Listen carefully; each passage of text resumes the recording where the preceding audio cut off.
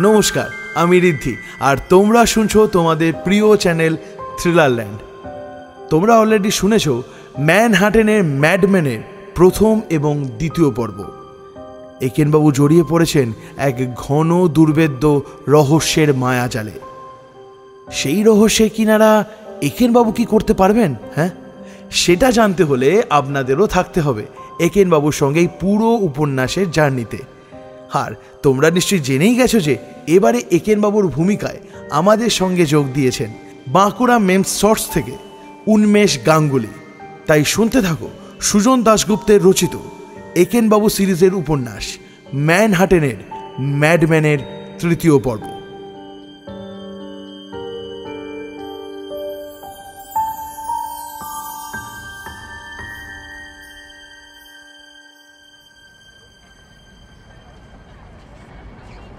Kathy ক্যাসেলের apartment building খুঁজে পেতে খুব একটা অসুবিধা হলো না।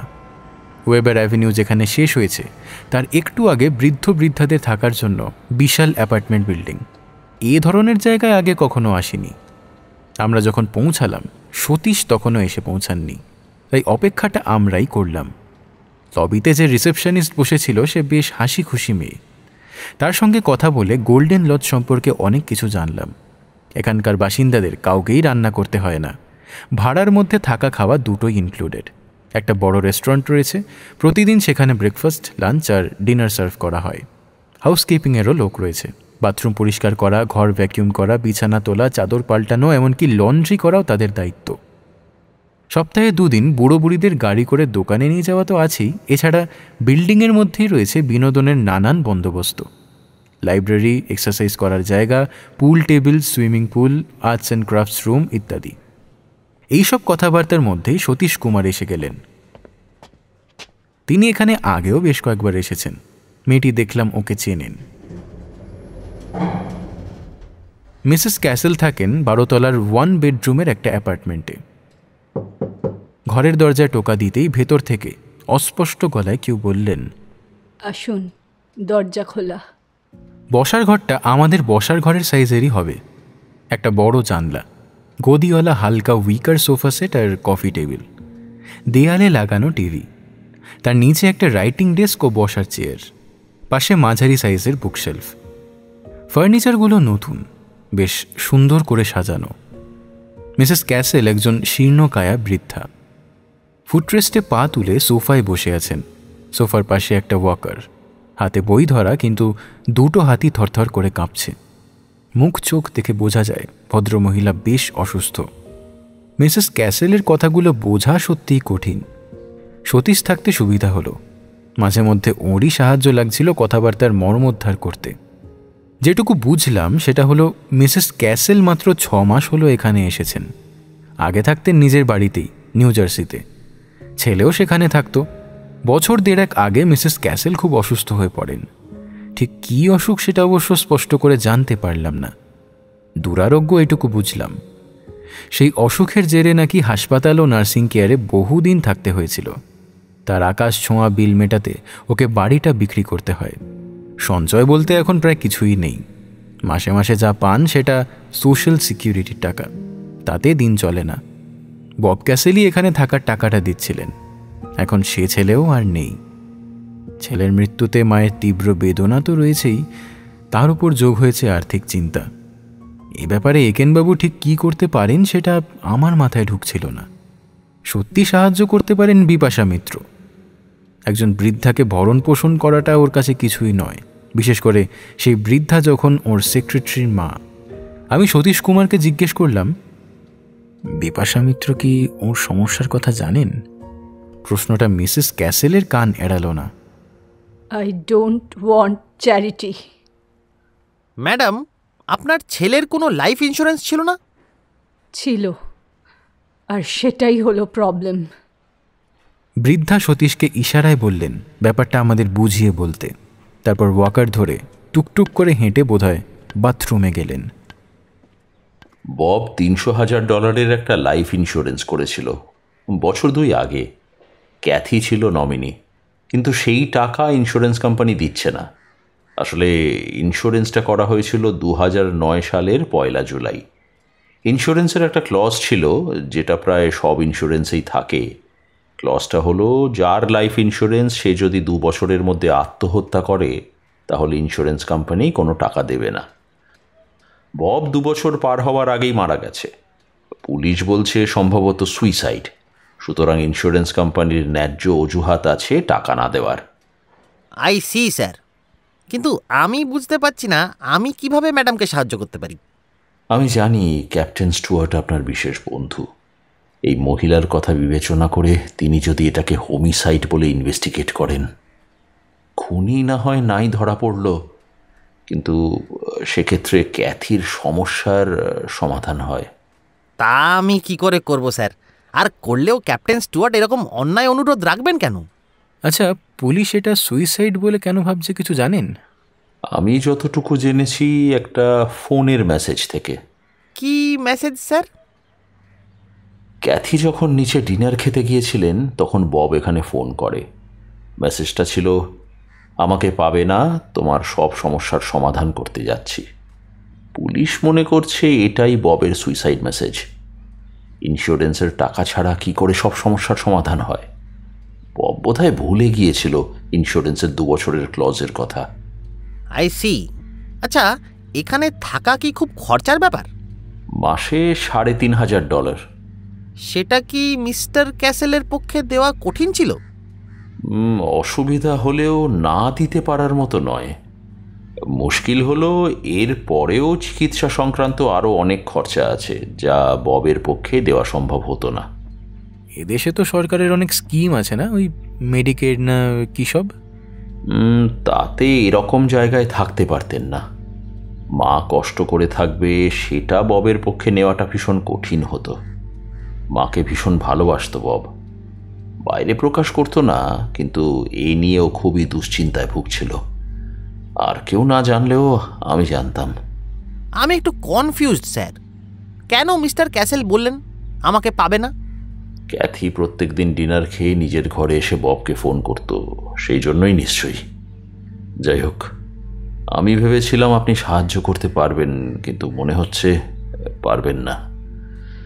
দেখি যদি বিপাশাকে বলে অন্যভাবে কিছু করতে পারি।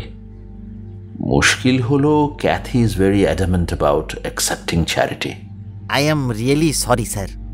না, সরি হবার কি আছে? আসলে ক্যাথির দৃঢ় বিশ্বাস বব আত্মহত্যা করেনি, তাই আপনার কথা মনে হয়েছিল। আপনি হয়তো পুলিশকে অন্যভাবে চিন্তা করাতে পারবেন তাই ভেবেছিল। আপনি বলুন, পুলিশ কি করে শিওর হতে পারে এই একটা টেলিফোন মেসেজ থেকে যে বব আত্মহত্যা করেছে? মিস্টার ক্যাসেলের কোনো শত্রু আছে বলে আপনি জানেন স্যার, যিনি ওকে খুন করতে পারেন? মনে হয় না। ওকে চিনি প্রায় বছর 8। He lived a clean life. Mrs castle আস্তে আস্তে ফিরে এসে সোফায় এসে বসলেন। একেনবাবু উঠে দাঁড়ালেন। ম্যাডাম, আপনার ছেলের মৃত্যুর ব্যাপারে খোঁজ খবর করব এই কথাটা দিচ্ছি, তার বেশি কিছু বলতে পারছি না এখন। Thank you. আপনাকে কত দিতে হবে? এই খোঁজ খবরের জন্য কিছু দিতে হবে না ম্যাডাম। আপনার ছেলের সঙ্গে আমাদের পরিচয় হয়েছিল, খুব ভালো লোক ছিলেন। We are truly sad madam. Our condolences. চলুন আপনাদের এগিয়ে দিয়ে আসি। আমি ম্যাডামের ওখানে এগুলো আলোচনা করতে চাইনি, কিন্তু যেটুকু জানি মিস্টার ক্যাসেল একটা হাই রাইজ বিল্ডিং থেকে নিচে পড়ে গিয়েছিলেন। আমাদের কোম্পানিরই একটা বিল্ডিং। উপরের তলাগুলোতে রেনোভেশন চলছে। বব মাঝে মাঝে ওখানে দেখভাল করার জন্য যেত। রবিবারও ওখানে কাজ হতো স্যার? না, তবে রবিবার গিয়ে কাজকর্ম কীরকম এগিয়েছে সেটা দেখার সুবিধা হতো। বিপাশা অনেক সময় যেত, আমিও 1-2বার ববের সঙ্গে গিয়েছি। রবিবার ওখানে কারা থাকতো? কেউই না, যে কেউ ওখানে ঢুকতে পারে না। সিঁড়ি তালা বন্ধ থাকে, স্পেশাল চাবি ব্যবহার করে লিফটে করে ওই তলাগুলোতে পৌঁছানো যায়। চাবিগুলো কার জিম্মায় থাকতো স্যার?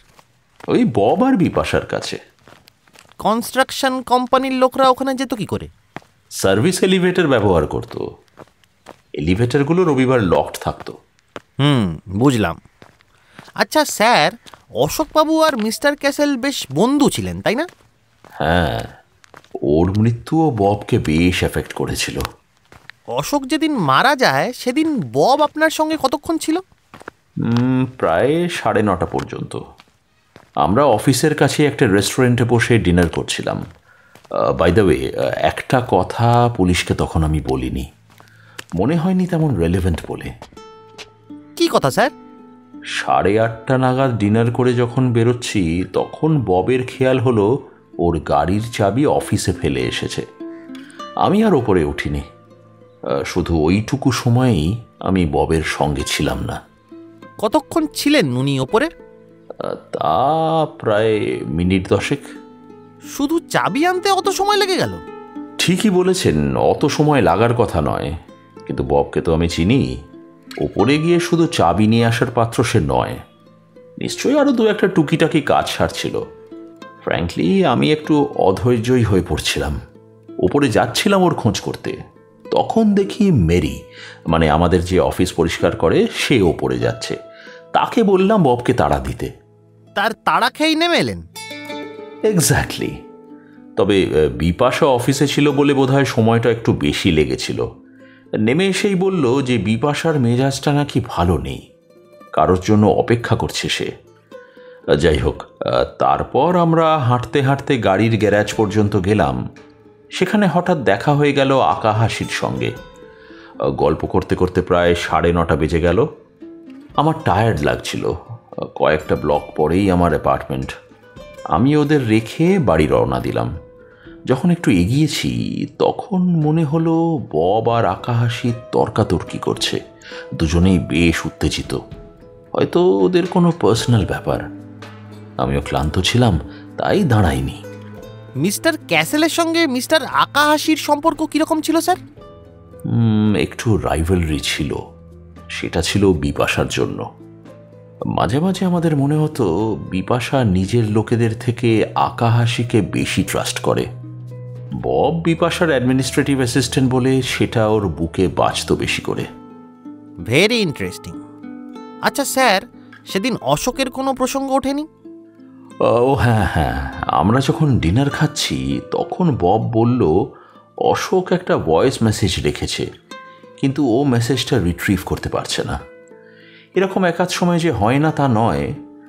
আমি বললাম অশোককে একটা ফোন করতে, তো বব বলল যে কয়েকবার ধরার চেষ্টা করেছে কিন্তু পাচ্ছে না।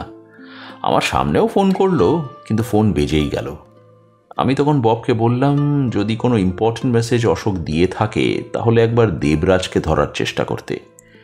দেবরাজকে যদিও আমরা খুবই ভালো করে চিনি, কিন্তু এই ছোটোখাটো ব্যাপারে তাকে ফোন করতে বব দেখলাম ইতস্তত করছে।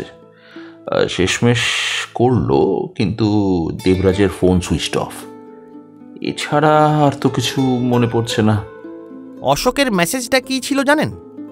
না, এ নিয়ে ববের সঙ্গে পরের দিন আর কোনো কথা হয়নি। তারপর তো পুলিশ এলো। দুপুরে ববের বাইরে কাজ ছিল বলে বেরিয়ে গেল। শনিবার ছুটি, আর রোববার তো দুঃসংবাদটা পেলাম। লাস্ট প্রশ্ন স্যার, বিপাশা ম্যাডাম কি বিল পেমেন্ট নিয়ে ঝামেলা করেন? বিল পেমেন্ট নিয়ে সেরকম তো কিছু শুনিনি। থ্যাংক ইউ স্যার, প্রশ্নটা করা আমার উচিত হয়নি। গাড়িতে উঠতে না উঠতেই মোবাইলটা বাজল, প্রমথর ফোন। এখানে কি হলো তার রিপোর্ট শেষ করার আগেই দেখি একেনবাবু লম্বা ঘুম লাগিয়েছেন।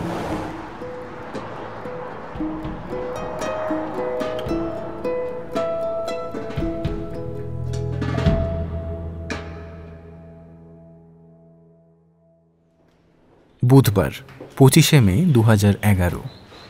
আজ তাড়াতাড়ি অফিসে এসে আমার পেপারটা নিয়ে পড়েছি। ওটাকে 10 দিনের মধ্যে শেষ করতেই হবে। একটা স্পেশাল ইস্যুতে পেপারটা যাচ্ছে, সাবমিশনের ডেডলাইনটা তাই মিস করতে চাই না। ভাগ্যক্রমে আজ অফিসে কেউই প্রায় নেই। বেফকেও ওর ডেস্কে দেখলাম না। দরজা বন্ধ করে বেশ কয়েক ঘন্টা কাজ করলাম। তারই মধ্যে ক্যাফেটেরিয়া থেকে একটা স্যান্ডউইচ নিয়ে এলাম। বহুদিন বাদে সলিড প্রোগ্রেস হলো পেপারটাতে। আজ কিশোরের সঙ্গে নেহাত কফি খেতে হবে কথা দিয়ে ফেলেছি, না হলে আরেকটু কাজ করা যেত। কিশোরকে এত রাখতে আমি আগে দেখিনি। অনেক কষ্টে ওকে শান্ত করলাম। তারপর যেটা ওর কাছ থেকে উদ্ধার করলাম সেটা হলো রামসুন্দরের ব্যাপারটা বেফ কিশোরকে এতদিন জানায়নি। গতকাল হোবোকেনে যাওয়ার পথে বলেছে। আমার সঙ্গে বেবের যা কথা হয়েছে তাও বলেছে। প্রায় আধ ঘন্টা লেগে গেল কিশোরকে ঠান্ডা করতে। তারপর এ কথা সে কথার পর সে হঠাৎ বলল, Bev thinks highly of you. সে কি, ও তো কালকেই কমপ্লেন করলো যে আমি নাকি ওকে ইগনোর করি। Maybe that's fine. Anyway, we are going to get married soon. Congrats ভাই, এই দারুণ কথাটা এতক্ষণ চেপে রাখলে। তা শুন মানে কবে শুনি? আর 2 মাস। সেই জন্যই তো আবার কাল আন্ট মিশেলের সঙ্গে দেখা করলাম। তোমাকে বলেছিলাম না বোধহয় বেভকে নিয়ে মঙ্গলবার আন্ট মিশেলের কাছে যাব। হ্যাঁ হ্যাঁ, রাইট। আসলে তোমার সঙ্গে শুক্রবার যখন কথা হয় তখনও বেভকে ফর্মালি প্রপোজ করিনি। ঠিক করে রেখেছিলাম রবিবার করব। সোমবার কাজের জন্য বাইরে থাকব, মঙ্গলবার ফিরে এসে বেভ আর আমি দুজনে মিলে আন্ট মিশেলকে সুখবরটা দেব। So many things can happen. যতক্ষণ না বেভ বিয়ে করতে রাজি হচ্ছে ততক্ষণ এই বোধহয়টা বাদ দিই কি করে? হ্যাঁ, তা তো বটেই। তবে আই ফিল ব্যাড যে তুমি আমার কাছে না শুনে অন্যের কাছে শুনেছো আমার প্রপোজ করার কথা। আরে না না, আমি মাইন্ড করিনি। তোমাদের এনগেজমেন্টের খবরে আন্ট মিশেল নিশ্চয়ই খুব খুশি হয়েছেন। উনি তো বেভের খুব ক্লোজ, তাই না? হ্যাঁ, আন্ট মিশেলের কাছেই তো ও বড় হয়েছে। ওয়ান্ডারফুল লেডি, 80 বছর বয়স, এখনও কি উৎসাহ নিয়ে স্যুপ কিচেন চালাচ্ছেন ভাবতে পারো। প্রতিদিন প্রায় 100 লোক সেখানে খায়। আচ্ছা, জাস্ট কিউরিয়াস, মানে বেভের মা কি? বেভের মা মারা যান বেভ যখন 1 বছরের। আন্ট মিশেলের বয়স তখন ওই 60-এর কাছাকাছি। বেভের বাবার থেকে উনি প্রায় 20 বছরের বড়। বেভের বাবা আর বিয়ে করেননি, তাই আন্ট মিশেলই বেভকে বড় করেছেন। By the way, you will have to be my best man. আমার থেকে বেটার কাউকে পেলে না? কেন, তুমি হবে না? নিশ্চয়ই হব, এটা তো একটা অনার। তা বাবা মাকে খবরটা দিয়েছো? হ্যাঁ হ্যাঁ, বলেছি। বেভকে প্রপোজ করার আগেই জানিয়ে দিয়েছি। ওরা অবশ্য একটু অ্যাপ্রিহেন্সিভ। কোন বাড়ির মেয়ে কি করে সে নিয়ে তাদের হাজার গন্ডা প্রশ্ন। কিছুই না, আসলে দেশে আমার জন্য একটি পাত্রী পছন্দ করে রেখেছেন এবং মেয়েটিকেও আমি চিনি। সব থেকে বড় কথা, ধন কুবেরের মেয়ে, সেটাও একটা কারণ। যাই হোক, কাকা কি একটা কাজে ওয়াশিংটন ডিসিতে এসেছেন বুঝলে। নিউ ইয়র্কেও কিছু কাজ আছে। পরশু এসে সেগুলো সেরে আমার সঙ্গে কয়েকদিন থাকবেন বললেন। আর তার কাছ থেকে শিওর ওরা অনেক রিপোর্ট নেবেন। তবে আমি বলে দিচ্ছি, শেষমেশ সবাই লাইনে এসে যাবে আর বিয়েও অ্যাটেন্ড করবে। দেখো। বাহ, ওয়ান্ডারফুল। এই শোনো না, কাকা এলে তোমায় ডাকবো। হ্যাঁ, ভেরি ইন্টারেস্টিং ম্যান। পুলিশে কাজ করেন বটে, কিন্তু ফিজিক্সে MSc পাশ করেছিলেন, তাও ফার্স্ট ক্লাস ফার্স্ট। তবে তোমার মতো প্রফেসর হননি বলে এখনো একটু আধটু আফসোস করেন। তা তুমি কি নেক্সট উইক ব্যস্ত থাকবে? ডেটটা এক্ষুনি বলতে পারছি না, কাকার অন্য কি প্ল্যান আছে না জানা পর্যন্ত। তোর কি যে বলো, মোটেও আমি কোনো বিজি ম্যান নই, ঠিক আছে? আরে থ্যাংক ইউ। ও ভালো কথা, বেভকে বলেছিলাম ওর আন্টকে বলতে যে ওর সঙ্গে দেখা করতে চাই। সেটা কি ও বলতে পেরেছে? আজ তো আসলে ওকে অফিসে দেখলাম না। ও হ্যাঁ, দেখেছো, সেটাই তো তোমাকে বলতে বলেছে। আসলে আন্ট মিশেলের সঙ্গে আজকের দিনটা কাটাবে বলে ও কাল ফেরেনি। তোমরা তো কাল সন্ধ্যের সময় যাবে, কোনো প্রবলেম নেই।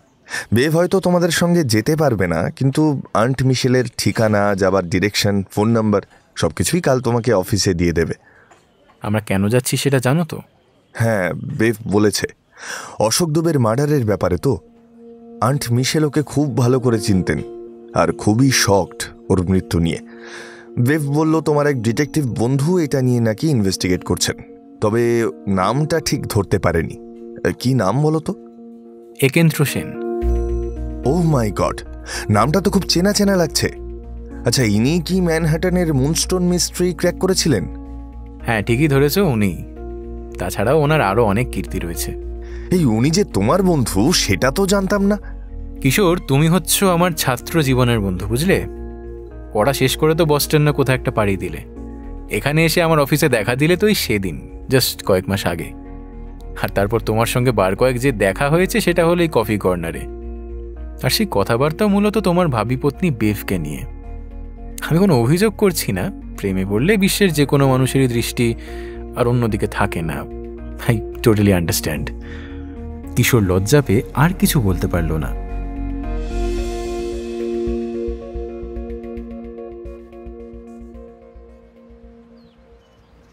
বৃহস্পতিবার 26শে মে 2011। মিশেল বেসিমারকে দেখলে বয়স 80 বলে মনেই হয় না। সোজা হয়ে হাঁটাচলা করেন, মুখের চামড়া এখনও কোঁচকায়নি, চোখ হালকা নীল, একটু ঘোলাটে, কিন্তু এই বয়সেও মুখটা বড় আকর্ষণীয়। বেভের সঙ্গে কিছুটা সাদৃশ্য আছে মুখে।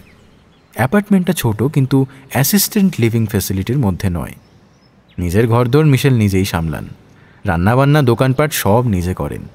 আমরা পরিচয় দিতেই সাদরে আমাদের অভ্যর্থনা করে বসালেন। বাইরের ঘরটা বেশ বড়, লিভিং কাম ডাইনিং। ডাইনিং এরিয়াতে 6 জন বসার মতো খাবার টেবিল বেশ এঁটে গেছে। টেবিল পেরোলেই কিচেন। মাঝে কোনো দেয়াল বা দরজা নেই। লিভিং এরিয়াতে সোফা সেট, কফি টেবিল ছাড়া আসবাব বলতে একটা বড় বইয়ের আলমারি। দেয়াল জুড়ে বেভের নানান বয়সের কয়েকটা ছবি। আমরা বসার পর বললেন, বেভ আমাকে তোমাদের কথা বলে গেছে। তোমরা অশোকের মার্ডার কেস নিয়ে ইনভেস্টিগেশন করছো শুনলাম। আগে হ্যাঁ, একেনবাবু অশোক দুবে সম্পর্কে 2-1টা জিনিস জানতে চান। সেটা জেনেই আমরা চলে যাব, বেশিক্ষণ সময় নেব না। ও নো, তোমাদের যত সময় লাগে নাও, আমার কোনো তাড়া নেই। মিস্টার দুবেকে ম্যাডাম আপনি কতদিন চিনতেন? ইয়াং ম্যান, আমি বুড়ি ঠিকই, কিন্তু অতটা রেসপেক্ট আমাকে না দেখালেও চলবে। আমাকে মিশেল বলেই ডেকো। Yes madam. Yes, Michelle. Sorry madam. Madam আর স্যার বলা একেনবাবুর হ্যাবিট। বহু চেষ্টা করেও আমরা শোধরাতে পারিনি। ও তাই নাকি? তা মিস্টার ডিটেকটিভ, তুমি বিয়ে করেছো? Yes madam. তা বউকেও ম্যাডাম বলে ডাকো নাকি? কি যে বলেন ম্যাডাম। ঠিক আছে, ম্যাডামই থাক।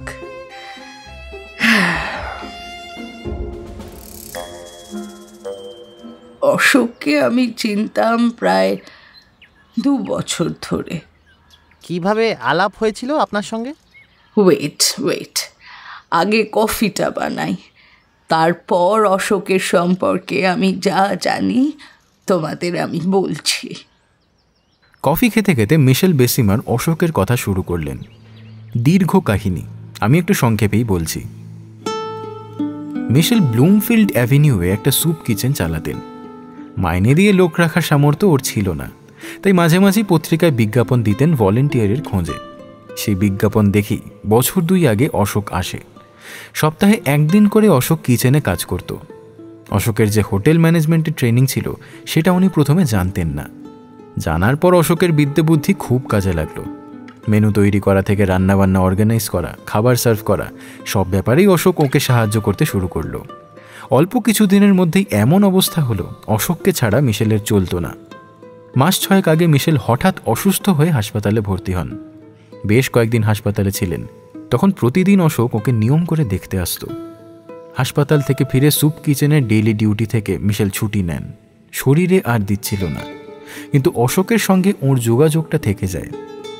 মাঝে মাঝেই অশোক মিশেলের খোঁজ খবর নিতে আসতো। অনেক সময় মিশেল অশোককে খ্যাপাতেন, বলতেন, এই বুড়িটাকে দেখতে না এসে তোমার বয়সী কোনো মেয়েকে দেখতে যাও না। অশোক শুনে খুব হাসত। মাঝে মাঝে মিশেলের ইচ্ছা হতো বেভের সঙ্গে অশোকের আলাপ করিয়ে দিতে। ভাবতেন অশোকের মতো ছেলের সঙ্গে বেভের বিয়ে হলে বেশ হয়। যাই হোক, এর মধ্যে একজন মেয়ের সঙ্গে অশোকের ভাব হলো, ভারতীয় মেয়ে। অশোক তার ছবিও মিশেলকে দেখিয়েছিল। ভারী মিষ্টি দেখতে। মেয়েটির মা নিউ ইয়র্কে মেয়ের কাছে এসেছিলেন। হয়তো মেয়েটি মাকে আনিয়েছিল অশোকের সঙ্গে পরিচয় করাতে। তারপর প্রায় সপ্তাহ কয়েক অশোকের সঙ্গে মিশেলের দেখা হয়নি। মিশেল ভেবেছিলেন নিশ্চয়ই মেয়েটি আর মেয়েটির মাকে নিয়ে অশোক কোথাও বেড়াতে গেছে। 2-1বার ফোনও করেছিলেন অশোককে, কিন্তু পাননি। এরপর যেদিন অশোক আসে, ওর চেহারা দেখে মিশেল বোঝেন যে একটা গুরুতর কিছু ঘটেছে। কি হয়েছে জিজ্ঞেস করাতে অশোক বলল মেয়েটার সঙ্গে অশোকের নাকি ছাড়াছাড়ি হয়ে গেছে। মিশেল প্রথমে ভেবেছিলেন সাময়িক কোনো ভুল বোঝাবুঝি। পরে বুঝলেন এই ছাড়াছাড়ির মূলে অশোক নিজেই। মেয়েটিকে বিয়ে করা অশোকের পক্ষে অসম্ভব, কারণ মেয়েটির ফ্যামিলি গোঁড়া হিন্দু, এখনও জাতপাত নিয়ে মাথা ঘামায়। অশোকের আবার ওসবে বিশ্বাস নেই। মিশেল তখন জিজ্ঞেস করেন যে ফ্যামিলি না হয় গোঁড়া হিন্দু, কিন্তু মেয়েটাও কি ওরকম? উত্তরে বুঝলেন মুখে বলে না, কিন্তু অশোকের মানসিকতার সঙ্গে ওদের ফ্যামিলির মানসিকতার এতটা তফাৎ যে বিয়ে করলে মেয়েটাই পস্তাবে। তাই অশোক নিজেই সরে এসেছে। I see. আচ্ছা ম্যাডাম, অশোকবাবু কি টাকা কড়ির অসুবিধা নিয়ে আপনাকে কিছু বলেছিলেন? না না, সেরকম তো কিছু শুনিনি। ও নিজে খুব সাধারণভাবে থাকতো, তবে সেটা টাকা পয়সার অভাবের জন্য নয়। শুনেছি ও দেশে গরিবদের জন্য টাকা পাঠাতো। কিন্তু ওর $1000 দরকার পড়েছিল এমন কোনো কথা আপনি শোনেননি? ইয়েস, শুনেছি, কিন্তু সেটা ওর নিজের জন্য নয়, কোনো একটা প্রজেক্টের জন্য। আমি ওর প্রজেক্টে $200 দিতে চেয়েছিলাম, ও নিতে রাজি হয়নি। শেষ পর্যন্ত কি উনি টাকাটা তুলতে পেরেছিলেন? সেটা আমি বলতে পারবো না। ফেরার পথে আমি বললাম, হিন্দুদের মধ্যে জাতপাত নিয়ে এখনও যে এত সমস্যায় কল্পনা করা যায় বল। দেশে ওই পাত্রপাত্রী বিজ্ঞাপনগুলো দেখতিস না? বামুনের মেয়ের জন্য কে শিডিউল কাস্ট ছেলের খোঁজ করেছে? ওরকমভাবে বিজ্ঞাপন কেন দেবে বলতো? যদিও আমি দেখেছি অনেক জায়গায় কাস্ট নো ব্যারিয়ার বলে লেখা থাকে। তুই সেখানেই অ্যাপ্লাই কর ওই শিডিউল কাস্ট পাত্র হিসাবে, দেখি কীরকম উত্তর pass. Pramatha, don't be an idiot. হ্যাঁ, আমার প্রশ্ন এখানে উঠছে কেন? তার কারণ আমাদের মধ্যে একেনবাবুর বিয়ে হয়ে গেছে, আমিও হয়তো করে ফেলবো। তোরই কোনো গার্লফ্রেন্ড নেই, পাত্রপাত্রীর অ্যাডের পাতাই তোর ভরসা। আমি কিন্তু কনফিউজড স্যার। দুবেরা তো ব্রাহ্মণ বলেই জানতাম। আমার কাছে তার উত্তর পাবেন না, আমি জাতপাত মানি না। তাও বাঙালি পদবী হলে বলতে পারতাম। শ্রীমালি আমি যতদূর জানি ব্রাহ্মণ। বাড়িতে ফিরে একেনবাবু দেখলাম কম্পিউটার খুলে বসেছেন। আজ আর রান্না করতে ইচ্ছা করছে না, পিৎজা অর্ডার করি, কি বলিস? বেশ তো, কর। প্রমথ ফোন করে একটা এক্সট্রা লার্জ পিৎজা অর্ডার করলো, হাফ পেপারোনি হাফ মাশরুম। এই, তোর তো মাশরুম ভাল লাগে না? হ্যাঁ, কিন্তু একেনবাবুর তো আবার ওটা না হলে চলে না। এই হলো প্রমথ। একদিকে খুব বাঁকা বাঁকা কথা বলবে, গালাগাল দিয়ে ভূত ভাগাবে, আবার খেয়ালও রাখবে আমাদের কার কি অপছন্দ আর পছন্দ। খাওয়া দাওয়ার পর একেনবাবু বললেন, ঠিকই বলেছিলাম স্যার, দুবে হলো দ্বিবেদীর আরেকটা নাম। এরা হলেন সব সরজু পারের ব্রাহ্মণ। আদিবাস ছিল সরজু নদীর পাশে। শ্রীমালিরাও ব্রাহ্মণ, তবে রাজস্থানের। শুনে চমৎকৃত হলাম, কিন্তু এই জ্ঞানের ভাণ্ডারটা আমাদের বিতরণ করে আপনার কি লাভ? স্যার, শুধু ব্রাহ্মণ হলেই হয় না, বিয়ের ব্যাপারে আরও নিশ্চয়ই ভাগবিচার আছে। শুনেছি সাউথ ইন্ডিয়ায় চুলিয়া ব্রাহ্মণরা অন্য ব্রাহ্মণদের নিচু চোখে দেখে। এছাড়া বিয়েতে গণ, গোত্র, ঠিকুচি, কুষ্টি কত কিছু দেখা হয়। তোদের এই স্টুপিড কথাবার্তা আমি সিক ফিল করছি। কোন যুগে পড়ে আছিস তোরা? আরে বাবা, চটছিস কেন? আমরা তো আর এসব মানি না, যারা মানে তাদের কথাই বলছি just. They are not deserved to be followed, okay? I have no doubt. এই জন্যই অশোক এইসব ফ্যামিলির সঙ্গে জড়াতে চায়নি। এই পরিবারে বিয়ে হলে নিশ্চিত ডিভোর্স হতো।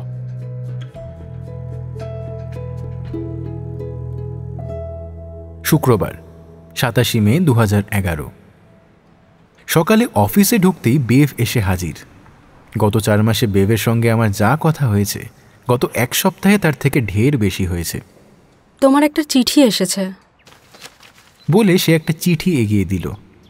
মনে হলো এটা একটা ছুতো, আমার টেবিলের ওপর রেখে দিলে কিন্তু চলতো। চিঠিটা রেজিস্টার্ড চিঠি, আমি সই করে নিয়েছি। Hope it's okay with you. Certainly. চিঠিটা ইন্ডিয়া থেকে এসেছে। একটু অবাকই হলাম, অফিসের ঠিকানায় আমায় তো কেউ চিঠি পাঠায় না, তার উপর চিঠিটা রেজিস্ট্রি করে পাঠানো। বেবের সামনেই চিঠিটা খুললাম। যাদবপুরের একটি ছেলে নিউ ইয়র্ক ইউনিভার্সিটিতে মাস্টার্স করতে চায়, মার্কশিট, রেকমেন্ডেশন লেটার ইত্যাদি পাঠিয়েছে, যদি কোনো অ্যাসিস্ট্যান্টশিপের বন্দোবস্ত করে দিতে পারি। ছেলেটাকে আমি চিনি না, অবশ্য চিনলেও কিছু এসে যেত না। এ ব্যাপারে আমি সত্যিই বিন্দুমাত্র সাহায্য করতে পারবো না। ছেলেটার উচিত ছিল অ্যাডমিশন অফিসের সঙ্গে যোগাযোগ করা। ইনফ্যাক্ট অবাকই হলাম, আজকের যুগে ইন্টারনেটে খোঁজখবর না নিয়ে কেউ এরকম চিঠি পাঠাচ্ছে, তাও আবার আমার প্রাক্তন কলেজ যাদবপুরের ছাত্র। চিঠিটা যখন ট্র্যাশ ক্যানে ফেলতে যাচ্ছি, বেভ বলল, looks like someone has wasted his money. You are right. স্ট্যাম্পটা আমি পেতে পারি? কেন, তুমি কি স্ট্যাম্প জমাও নাকি? তুমি অবাক হলে মনে হচ্ছে। হ্যাঁ, একটু তো হয়েছি বই কি। কেন জানতে পারি? এর উত্তরটা সত্যি করে বললে ভালো শোনাতো না। স্ট্যাম্প যাদের জমাতে দেখেছি তাদের ক্যারেক্টারই আলাদা। বেভের মতো easy going, fun loving, playful নয়। এই অবস্থায় সবচেয়ে ভালো উত্তর কাঁধটা একটু ঝাঁকিয়ে বলা। কি জানি, মানে আই ডোন্ট নো এক্স্যাক্টলি। খামটা আমায় দেবে প্লিজ? স্ট্যাম্পটা দেখে লোভ হয়েছিল, তাই তোমার ডেস্কে রেখে যাইনি। কোথাও ফেলে দিলে আর পেতাম না। এই নাও। তা কতদিন ধরে তুমি স্ট্যাম্প জমাচ্ছ? 10 বছর বয়স থেকে। আমার বাবা জমাতো। বাবা মারা যাওয়ার পরে স্ট্যাম্পের অ্যালবামগুলো পাই। বাবার ইন্ডিয়ান স্ট্যাম্পের ভালো কালেকশন ছিল। Not that he was interested in India, but he fell in love with Indian stamps. আর মেয়ে তো বাবাকে টেক্কা দিয়েছে একেবারে। হ্যাঁ, she has fall in love with an Indian man. So true. আচ্ছা, সিন্থ ডাক স্ট্যাম্পের নাম শুনেছ? ইউ মিন সিন্ডেডক? না, ওটার উচ্চারণ কিন্তু আসলে সিন্থ ডাক। আমিও এই ভুলটা করতাম। ওকে, এটা আমি জানতাম না। Thank you. ওটা তো খুব দামি স্ট্যাম্প, তাই না? হ্যাঁ, শুনেছি ভালো কন্ডিশনে থাকলে বেশ কয়েক $1000। It is surprising. তুমি যে স্ট্যাম্পের কথা বলছো, কিছুদিন আগে জর্জ এই স্ট্যাম্পের কথাটা বলছিল। জর্জ কে? ফিলাটেলিস্ট কর্নারের মালিক। তুমি ওকে চেনো? হ্যাঁ, মাঝে মধ্যে ওর কাছ থেকে স্ট্যাম্প কিনি, তবে $5-10। ও প্রথম যখন দোকান খোলে বাবাই ছিল ওর ফার্স্ট কাস্টমার। কিন্তু জানো, দোকানটা এখন বন্ধ করে দিচ্ছে। ওর স্ত্রী মেরি এখন আর্থরাইটিসে একেবারে উঠতে পারে না, দোকানে বেশি বসতেও পারে না। জর্জের পক্ষে একা দোকান চালানো তো সম্ভব নয়। সে কি, ওর অন্য কোনো হেল্পার নেই? কেভিন কাজ করতো, কিন্তু এখনও ওখানে আছে কিনা জানি না। জর্জ ওকে মাইনেপত্রও সময় মতো দিতে পারছিল না।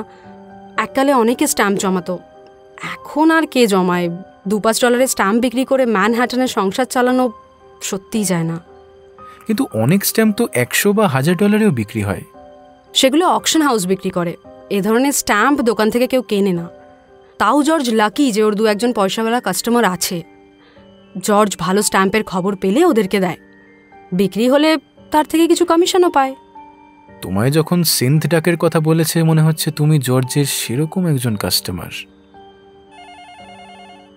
বেভের ফোনটা বাজতে শুরু করায় সে এক্সকিউজ মি বলে চলে গেল। আজ আবার একটা সেমিনার ছিল আমার। সেটা শেষ হওয়ার পর রেস্টুরেন্টে একলা বসে খাওয়া শেষ করছি, এমন সময় পাশে চেয়ার টানার শব্দ। প্রমথ আর ফ্রান্সেসকা। তোরা কোথায় ছিলি? ওই টেবিলটাতে। কই, খেয়াল করলাম না তো। খেয়াল আর হবে কেন, ইউনিভার্সিটির পয়সায় লাঞ্চ করছিস। নে, আমাদের কফি আর আইসক্রিম খাওয়া। আমি খাওয়াবো কেন? তোরা নিজে খা। তোকে তো খাওয়াতে বলছি না, তোর ডিপার্টমেন্টের পয়সায় খাওয়াবি। লোকটা তো চা কফি খেলো না, ওর বদলে আমাদেরই খাইয়ে দে। কে দেখতে যাচ্ছে? ডোন্ট বি সিলি, আমি তোমাদের খাওয়াচ্ছি। না না, সেটা তো তুমি সব সময়ই খাওয়াও। আজকে বাপি খাওয়াবে। একেনবাবুর সঙ্গে থেকে থেকে বাপিও একটা হারকেপ্পন হতে শুরু করেছে। Don't be so mean. Detective আজ সকালেই আমায় কফি খাইয়েছে। সে কি, আমায় তো বলনি। কারণ ডিটেকটিভ বলেছে তোমাকে না বলতে। আই সি, সেটা জানলে আমাদেরও খাওয়াতে হবে। That makes sense. আজ থেকে he will have to cook by himself. আমি অন্তত রেঁধে খাওয়াবো না। তুই খাওয়াবি? আমি নিজেই ভালো করে রান্না করতে জানি না। ইউ গাইজ আর রিয়েলি মিন। আরে, আপনি এখানে? একেনবাবু রেস্টুরেন্ট অ্যাভয়েড করেন বড্ড বেশি খরচা হয় বলে। বাইরে খেতে হলে ইউনিভার্সিটি ক্যাফেটেরিয়া কিংবা পিৎজা বা বার্গার জয়েন্টে লাঞ্চ সারেন। ম্যাডাম বলেছিলেন ওরা এখানে লাঞ্চ করবেন আজ। আপনি যে থাকবেন জানতাম না। আমি এসেছিলাম বাধ্য হয়ে, কিন্তু ম্যাডামের সঙ্গে আপনার দরকারটা কি? তোমার কাজ হলো ডিটেকটিভ? হলো মানে? সেই জন্যই তো সোজা এখানে চলে এলাম। এই দেখুন তো আমার আঙুলে এটা কি? এটার কথাই আমি বলছিলাম, ওদেরও দেখিয়ে দাও। এই যে স্যার, এই সেন্টারে হলো প্রমথবাবুর আর্টিফিশিয়াল নীলা, আর পাশে সব সস্তা পাথর। ম্যাডামের এক বন্ধু বানিয়ে দিয়েছেন মাত্র $10।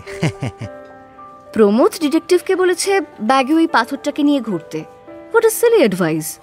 তাই ডিটেকটিভকে সকালবেলা আমার এক বন্ধুর কাছে নিয়ে গিয়েছিলাম। ও কস্টিউম জুয়েলারি বানায়। It looks very nice detective. All because of you madam. নেমো খারাপ মাইরি। মালটা দিলাম আমি, আর একজন পাচ্ছে বাহবা। বাহ, It is because of your silly advice.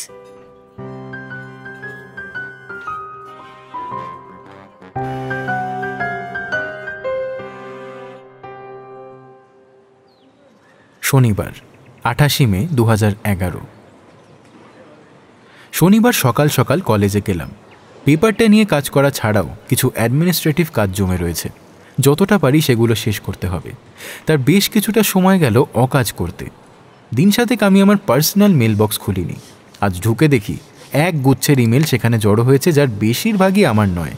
ভুল করে আমার ইমেল অ্যাড্রেস বোধহয় কোনো গ্রুপে ঢুকে গেছে, আর তাদের নানান ইমেলে আমার মেলবক্স ভারাক্রান্ত। সেগুলো ডিলিট করার পর সেই গ্রুপ থেকে কি করে মুক্তি পাওয়া যায় সেটা উদ্ধার করতেও বেশ কিছুটা সময় চলে গেল। এর মধ্যেই এক সিনিয়র কলিগ ঘর খোলা দেখে ঢুকে পড়ে বেশ কিছুক্ষণ ডিপার্টমেন্ট হেডের শ্রাদ্ধ করে গেলেন। যতটা কাজ করতে পারবো ভেবেছিলাম, তার কিছুই হলো না। আবার রবিবার আসতে হবে। একেনবাবু এর মধ্যে ফোন করলেন। প্রমথ ফ্রান্সিসকার সঙ্গে উইকেন্ড কাটাচ্ছে, সুতরাং বাড়িতে কুকিং ফ্রন্ট সামলানোর কেউ নেই, নিজেদের করে খেতে হবে। একেনবাবু একটা বাংলাদেশি রেস্টুরেন্টের খোঁজ পেয়েছেন লেক্সিংটন অ্যাভিনিউয়ে। মাছের ঝোল আর ভাত পাওয়া যায়, খাঁটি বাঙালি স্টাইল আর খুব রিজনেবল প্রাইস। শুধু আগে থেকে জানিয়ে রাখতে হয়। সেটা জানিয়ে রেখেছেন আপত্তি করব না ধরে নিয়েই। আমার বাঙালি বা ইন্ডিয়ান খাবার না হলেও চলে, কিন্তু একেনবাবু সব সময় হাঁ হুতাশ করেন ওগুলো জুটছে না বলে। খাবারের দোকানটা যথেষ্ট পরিষ্কার পরিচ্ছন্ন। আমাদের জন্য স্পেশাল অর্ডার সর্ষে দিয়ে ইলিশ মাছ, যা দেখলাম মেনুতে নেই। অনেকটা ঝোল ভাতে মেখে এক গ্রাস মুখে তুলে একেনবাবু বললেন, ঠিক আছে, যাই বলুন স্যার, সর্ষে ইলিশের বিকল্প নেই, পৃথিবীর বেস্ট খাবার। তা সাহেবদের একবার খাওয়ানোর চেষ্টা করে দেখুন না মশাই। ঝাঁঝের চোটে না চোখের জলে নাকের জলে অবস্থা হবে। ওদের স্যার টেস্ট ডেভেলপ করেনি। বুঝলাম। তা এই কথাটাই আপনার বন্ধু ক্যাপ্টেন স্টুয়ার্টকে কখনো বলে দেখবেন। কি যে বলেন স্যার, এটা কি বলা যায়? ক্যাপ্টেন স্টুয়ার্টের প্রসঙ্গে আরও অনেক কথা এসে গেল। একেনবাবু ক্যাপ্টেন স্টুয়ার্টের সঙ্গে আজ দেখা করেছেন বব ক্যাসেলের ব্যাপারে। পুলিশ খুন হবার সম্ভাবনা একেবারে উড়িয়ে দেয়নি, কিন্তু এখনও পর্যন্ত সুইসাইড বলেই ভাবছে।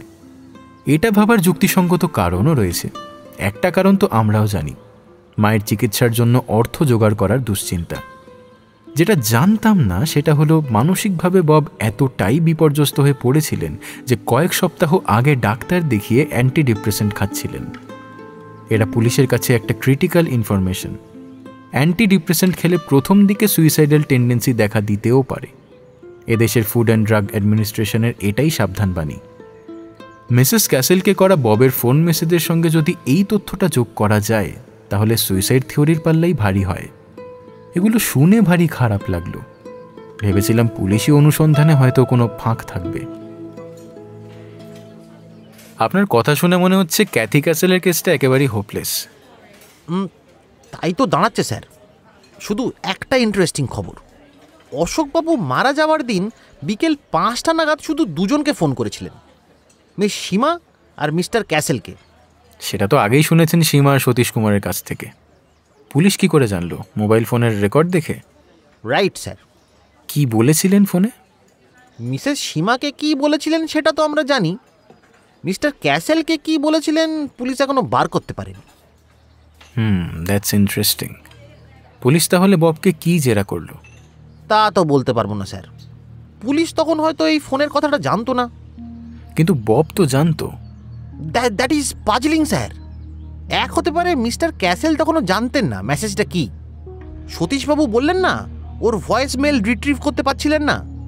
হয়তো মেসেজটা রিট্রিভ করতে পেরেছিলেন, কিন্তু জানানোর প্রয়োজন বোধ করেননি, অথবা ইচ্ছা করেই জানাননি। তাও সম্ভব স্যার। আপনি কি সন্দেহ করছেন অশোক আর ববের মৃত্যুর মধ্যে কোনো যোগ আছে? না স্যার, তা বলছি না। মিস্টার ক্যাসেল হয়তো সুইসাইডই করেছেন, তবে খবরটা জানতে পেলে অশোকবাবুর মৃত্যুর কারণ হয়তো কিছুটা আঁচ করা যেত। যাকে আপনি কি করলেন স্যার সারাদিন? আর বলবেন না, সারাদিন ইমেল ডিলিট করেই কাটলো। কেন স্যার, আপনি সব ইমেল জমিয়ে রাখেন? ব্যাপারটা একেনবাবুকে বোঝাতে হলো। একেনবাবু আজকাল ইন্টারনেট ইমেল ব্যবহার করেন ঠিকই, কিন্তু কোনো গ্রুপ বা লিস্ট সার্ভে ঢোকেননি। কিছু কিছু গ্রুপে কি অজস্র ইমেল প্রতিদিন চালাচালি হয় সে ধারণা ওর নেই। তবে এসব বিষয়ে জানার আগ্রহ ওর প্রচুর। আচ্ছা স্যার, প্রমথবাবু সেদিন একটা অটোমেটিক ফরওয়ার্ডিং সিস্টেমের কথা বলছিলেন, সেটা করলে নাকি আমার জিমেলের অ্যাকাউন্টে কেউ ইমেল পাঠালে অটোমেটিক্যালি সেটা আমার হটমেল অ্যাকাউন্টে চলে যাবে। হ্যাঁ, তা যাবে যদি আপনার অ্যাকাউন্ট সেটিং সেভাবে করেন। তাহলে স্যার আপনি কলেজের অ্যাকাউন্টটা সেভাবে সেট করলেন না কেন? সেখানকার সব ইমেল অটোমেটিক্যালি আপনার হটমেল অ্যাকাউন্টে চলে যেত, হটমেলে ঢুকলেই আপনি সব ইমেল পেয়ে যেতেন, এদিক ওদিক করতে হতো না। না, আমাদের ইউনিভার্সিটিতে সেটা করা যায় না। আমার ধারণা যে কোনো বড় কোম্পানিতেই সেটা করতে দেওয়া হয় না।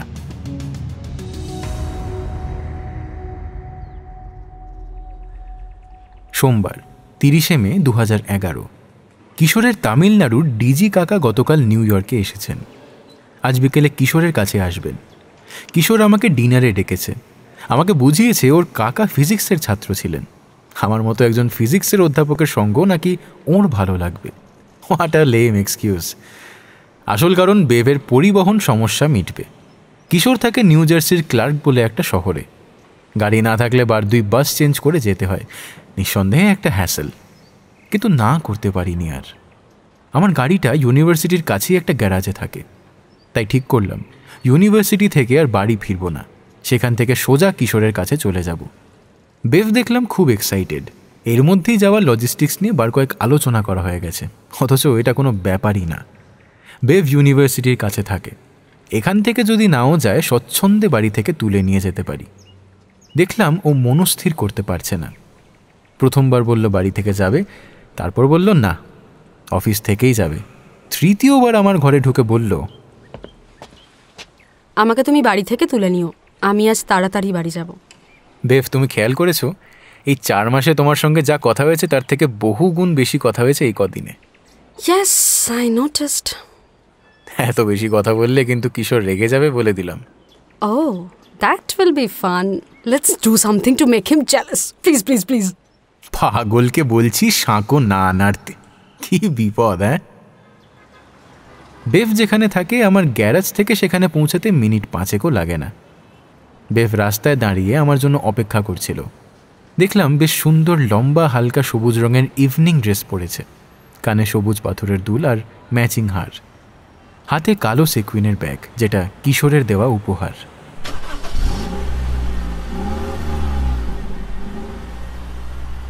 Do I look respectable? খুব সুন্দর লাগছে তোমাকে। কিশোর বলেছে ওর আঙ্কেল একটু কনজারভেটিভ। হ্যাঁ, তবে তোমায় পার্সোনাল প্রশ্ন করতে চাইলে আমায় প্রথম দিন যা বলেছিলে সেটা আবার বলে না বসো, বুঝলে? What did I say to you? Please forget it. না, সিরিয়াসলি কি বলেছিলাম তোমাকে বলো? বলেছিলে যে তোমার সেক্স লাইফ সম্পর্কে কোনো প্রশ্নের উত্তর আমায় দেবে না। আই সি, ওকে। তো তুমি বলছো সেটা না বলে খোলাখুলি উত্তর দেওয়া উচিত ছিল, তাই তো? বলেই এক ঝলক হেসে ঠিক সেদিনের মতো আমার হাতে আলতো করে একটা চাপ দিয়ে বলল, জাস্ট কিডিং, চলো। কিশোরের আঙ্কেল প্রভাকর রাওর হাবে ভাবে বুঝতে অসুবিধা হয় না যে উনি একজন বড় অফিসার। কিশোর দেখলাম ওকে সামলাতে বেশ হিমশিম খাচ্ছে। আমরা ঢোকার একটু আগেই বিয়ার অফার করে কিশোর ধমক খেয়েছে, আর তারই জের চলছে। আমেরিকায় নাকি মুখ দেওয়ার মতো কোনো বিয়ারই তৈরি হয় না। সত্যিকারের বিয়ার শুধু জার্মানি আর অস্ট্রিয়াতেই মেলে। ইনফ্যাক্ট আমেরিকায় পাতে দেওয়ার মতো কোনো স্পিরিটও নাকি তৈরি হয় না, তার জন্য ইউরোপ যেতে হবে। বেচারা কিশোর বিয়ার রেখে এসে ব্ল্যাক লেভেলের একটা বোতল নিয়ে আসতেই সেটার দিকে একটু হেলা ভরে তাকিয়ে বললেন, ব্লেন্ডেড চলবে না, সিঙ্গেল মল্ট কিছু আছে? প্রভাকর রাও গল্প করতে ভালোবাসেন। গল্পের মূল বক্তব্য সব সময় আমি আর আমি। পুলিশ মেডেল পাওয়া থেকে শুরু করে রাজীব গান্ধীর সঙ্গে হ্যান্ডশেক, সন্ত্রাসবাদী এক নেতাকে তার লুকোনো ডেরাতে গিয়ে অ্যারেস্ট করা, বলিউডের এক অভিনেত্রীকে কেচ্ছার হাত থেকে বাঁচানো, কুখ্যাত এক ডাকাতকে খালি হাতে ধরা, দীর্ঘ পুলিশ জীবনের নানান কীর্তি কাহিনী আমাদের শোনালেন। শুধু ফিজিক্স নিয়েই কোনো আলোচনা করলেন না। একেবারে প্রথমে বেভের পরিবারের একটু খবরাখবর করছিলেন। বাবা প্লাম্বার শুনে মনে হলো বেশ আশাহত। আমাদের দেশের কলের মিস্ত্রিদের সামাজিক বা আর্থিক অবস্থা কোনোটাই উচ্চ নয়। এদেশে একজন প্লাম্বার আমার থেকেও বেশি রোজগার করে সেটা আমি জানি, কিন্তু উনি বোধহয় সেটা জানেন না। অবশ্য জানলেও মনোভাবের পরিবর্তন হয়তো হতো না। এরপর থেকে বেভকে পুরো উপেক্ষা করে সারাক্ষণ আমার দিকে তাকিয়ে গল্প করে গেলেন। আমার একটু খারাপই লাগছিল। মাঝে মাঝে বেফকে ওর গল্পের সোশ্যাল আর কালচারাল ব্যাকগ্রাউন্ড দেওয়ার চেষ্টা করছিলাম। খানিকক্ষণ পরে বেফ নিজেই এক্সকিউজ মি বলে উঠে চলে গেল রান্নাঘরে কিশোরকে সাহায্য করতে। আঙ্কেলকে ইমপ্রেস করার জন্যই বোধহয় কিশোর আজ বহু পদ রান্না করেছে। ঘড়িতে প্রায় 10:30। সাধারণত আমি তাড়াতাড়ি ডিনার করে নিই। মিস্টার প্রভাকর রাও রাত 10টা-11টার আগে খেতে বসেন না। শেষে আমি কিশোরকে খাওয়ার জন্য তাড়া দিলাম, বেবও সায় দিল। এরপর কিশোর আর অপেক্ষা করেনি, টেবিলে খাবার নিয়ে এসেছে। মিস্টার রাওর বোধহয় আরও কিছুক্ষণ অপেক্ষা করার ইচ্ছা ছিল, কিন্তু আমরা খেতে বসে যাচ্ছি দেখে উনিও এসে বসলেন। কাল সকাল 9টায় ম্যানহাটনে আমার একটা অ্যাপয়েন্টমেন্ট আছে। মোটামুটি কতক্ষণ লাগবে যেতে? ওই সময়টাতে লিঙ্কন টানেলে একটু জ্যাম হয়, ওই ঘন্টা দেড়েকের বেশি লাগবে। যাবেন কোথায়? নিউ হেরিটেজ হোটেলে। হোটেলের মালিকের সঙ্গেই অ্যাপয়েন্টমেন্ট। ও, তার মানে আপনি দেবরাজ সিংয়ের সঙ্গে দেখা করছেন, তাই তো? ইয়েস। তুমি ওকে চেনো? হ্যাঁ, একবার মিট করেছি। আসলে আমার এক ডিটেকটিভ বন্ধুর কাছে এসেছিলেন। ওর একজন স্টাফকে কে মার্ডার করেছে সেটা তদন্ত করাবার জন্য। তুমি অশোক দুবের কথা বলছো? আপনি অশোককে চেনেন? ওর বাবাকে খুব ভালো করে চিনি। প্রকাশ দুবে যখন ত্রিচি জেলার জেলার ছিলেন তখন ওখানে আমার পোস্টিং হয়। অশোককে দেখেছি ওর বাচ্চা বয়স থেকে। What a tragedy. দেবরাজ সিংকে কি অশোকের সূত্রেই চেনেন? Not exactly. কিছুদিন আগে এক আমেরিকান দেবরাজ সিংয়ের ত্রিচি হোটেলে খুন হয়। আমার লোক ওখানে গিয়ে দেখে হোটেল সিকিউরিটিতে অনেক ফাঁক ফোকর ছিল। ব্যাড পাবলিসিটি এড়াতে দেবরাজ পরের দিনই চলে এসে আমার সঙ্গে দেখা করে। সিকিউরিটি জোরদার করার ব্যাপারে আমার অনেক অ্যাডভাইসও নেয়। তখনই আমায় বলে নিউ ইয়র্কে এলে আমি যেন ওর হোটেলে উঠি।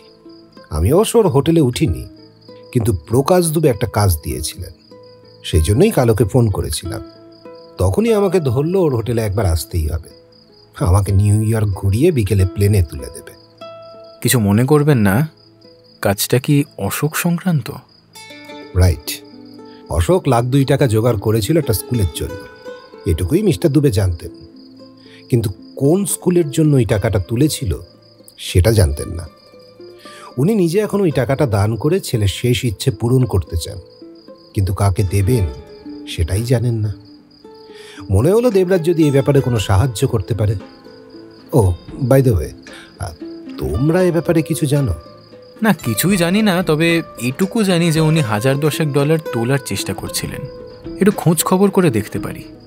দেখো তো, মিস্টার দুবে চমৎকার লোক। বহুদিন অবশ্য ওর সঙ্গে আমার যোগাযোগ ছিল না। ওই জন হেক্টরের ব্যাপার নিয়ে হঠাৎ বহুদিন বাদে দেখা হয়। জন হেক্টর? হ্যাঁ, ওই যে আমেরিকানটা খুন হয়। উনি কি মিস্টার দুবের বন্ধু ছিলেন? আরে, তুমিও তো দেখি রিপোর্টারদের মতো প্রশ্ন শুরু করেছো। আই এম সরি, ব্যাপারটা হলো আমার বন্ধু একেনবাবু অশোকের মার্ডার নিয়ে তদন্ত করছেন, তাই অশোক সম্পর্কে কোনো খবর পেলে বুঝতেই পারছেন আমারও ইন্টারেস্ট লেগে যায়। এটা কিন্তু অশোকের ব্যাপার নয়, অশোকের বাবার। তদন্তে বেরোয় হেক্টর প্রকাশ দুবেদের সঙ্গে যোগাযোগ করার চেষ্টা করছিল কল্পনা নামের একটি মেয়ের খোঁজ খবর নিতে। In 70s she got convicted in a murder case. কল্পনাকে নিয়ে একটা বই বা আর্টিকেল লিখতে হেক্টর মাল মশলা সংগ্রহ করছিল। কল্পনা মারা গেছে বহুদিন হলো। মিসেস দুবেও মেয়েটিকে চিনতেন।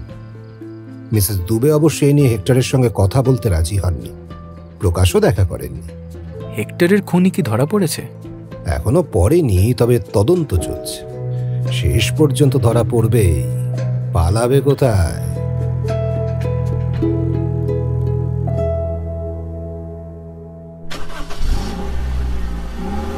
খাওয়া দাওয়ার পর আর বসলাম না, বেফকে নিয়ে বেরিয়ে পড়লাম।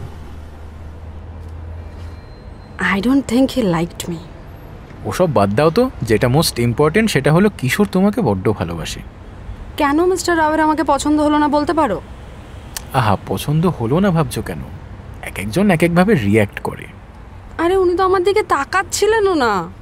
সে তো আগেও আমি তোমার দিকে খুব একটা ভালো করে তাকাতাম না, কারণ আমাকে তুমি হেট করতে।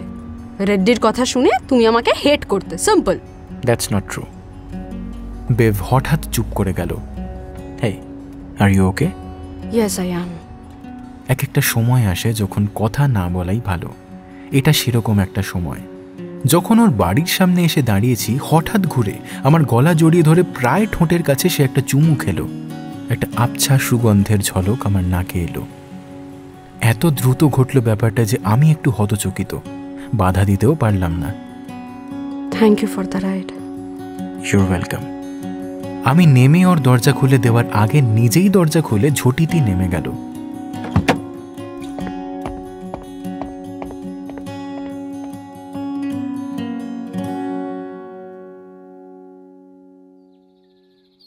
মঙ্গলবার 31শে মে 2011। ঘুম থেকে উঠতেই প্রমথ বলল, কোথায় ছিলি রাতে? ডক্টর দাস তোকে ধরার চেষ্টা করছিলেন। ডক্টর বিমল দাস কলম্বিয়াতে ইকোনমিক্স পড়ান, খুব সিনিয়র লোক। ওর বড় মেয়ে ডাক্তার, অনেকদিন হলো বিয়ে হয়ে গেছে। ছোট মেয়ে ইন্দ্রাণী প্রায় আমাদের বয়সী, MBA করে একটা কোম্পানিতে ভালো চাকরি করছে। কই, আমি তো কোনো ফোন পাইনি। কারণ তোর ফোন অফ ছিল। ফোন অফ রাখার হ্যাবিটটা তোর গেল না। মোবাইল ফোন রেখেছিস কেন? এই অভিযোগটা আমি অবশ্য অস্বীকার করতে পারি না। মিটিং বা সেমিনার থাকলে অনেক সময়ই ফোনটা বন্ধ করে রাখি, পরে চালু করতে ভুলে যাই। তা কেন ফোন করেছিলেন জানিস? ডিনারে নেমন্তন্ন করার জন্য। কবে ডেকেছেন? এই শুক্রবার। তার মানে তো তরশু। এত শর্ট নোটিসে? আমার ধারণা শেষ মুহূর্তে বোধহয় কেউ ক্যান্সেল করেছে, তাই আমরা চান্স পেয়েছি। এমনি ডাকছেন নাকি কোনো বিশেষ কারণে? তুই ফোন করে জিজ্ঞেস কর না, মনে যখন এত প্রশ্ন জেগেছে। ওহ, স্টুপিডামো করিস না। যখন ফোন করলেন তখন নেমন্তন্নের কারণটা জানতে চাইলি না? হয়তো বিবাহবার্ষিকী বা ওই ধরনের কিছু। আরে সেই মতো তো একটা গিফট নিয়ে যেতে হবে নাকি? No big deal. একটা ওয়াইনের বোতল নিয়ে চলে যাবো, চুকে যাবে। Very bad idea. আপনার কি মত একেনবাবু? একেনবাবু সোফার এক কোণে চোখ আধ বোঝা করে কিউটিপ দিয়ে কান চুল করছিলেন। আমার প্রশ্নে একটু থতমত খেয়ে বললেন, আমার আবার কি মত স্যার? আপনাদের মতই আমার মত। আরে সেই জন্যই তো আপনাকে প্রশ্ন করা, আমাদের তো মতের মিল হচ্ছে না। তাহলে তো মুশকিল হলো স্যার। তা কি নিয়ে আলোচনা হচ্ছিল? আপনি মশাই কোন জগতে থাকেন? ডক্টর দাস শনিবারে ডিনারে নেমন্তন্ন করেছেন, ওদের জন্য কি নিয়ে যাব সেটা নিয়ে কথা হচ্ছে। এবার বুঝলাম স্যার। তা আপনি কি বলেন? আমি বলেছি যে কেন ডেকেছেন সেটা আগে জানা দরকার, তারপর না হয় গিফট কেনার কথা ভাবা যাবে। কি, তাই তো? এ তো স্যার খুবই যুক্তিযুক্ত কথা। কেন স্যার, এটা আপনি মানেন না? খুবই মানি, কিন্তু বাপি ফোন করে নেমন্তন্নের কারণ জানতে রাজি নয়। তাহলে তো স্যার মুশকিল। এক কাজ করুন না, আপনি তো একজন গোয়েন্দা, কেন ডেকেছেন সে রহস্যটা ভেদ করুন। ভাগ্যক্রমে ঠিক এই সময় অ্যান্ডি গুহর ফোন এলো। অ্যান্ডির আসল নাম অনিন্দ, এখানে এসে ওটাকে অ্যান্ডি বানিয়ে নিয়েছে। কলকাতায় আমাদের সঙ্গেই কলেজে পড়তো, তারপর CPA করে একটা অ্যাকাউন্টিং ফার্ম খুলেছে। সেই সঙ্গে ডক্টর দাসের মেয়ে ইন্দ্রাণীর সঙ্গে প্রেম করছে। অ্যান্ডির কাছে নেমন্তন্নর কারণটা জানা গেল। ডক্টর দাসের এক ভাইপো কয়েকদিন আগে নিউ ইয়র্কে এসেছে, আমাদের ইউনিভার্সিটির ম্যাথমেটিক্স ডিপার্টমেন্টে অ্যাডমিশন পেয়েছে। ওর সঙ্গে আমাদের পরিচয় করিয়ে দেওয়ার জন্যই এই নেমন্তন্ন। অ্যান্ডি অবশ্য ফোন করেছিল অন্য একটা কারণে। ও ইন্ডিয়া যাবে, তাই একজন ভালো ট্রাভেল এজেন্ট খুঁজছে। প্রমথকে মুরব্বি ঠাউরেছে।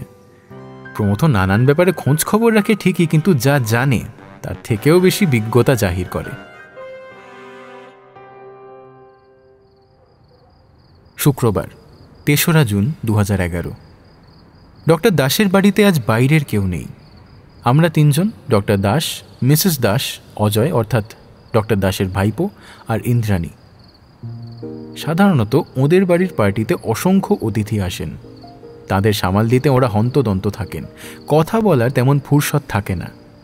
আজ এই প্রথম রিল্যাক্সড হয়ে বসে আমাদের সঙ্গে দুজনে গল্প করলেন। ডক্টর দাস গল্প করতে ভালোবাসেন, তবে মাঝে মধ্যেই স্থান কাল পাত্র একটু গুলিয়ে ফেলেন।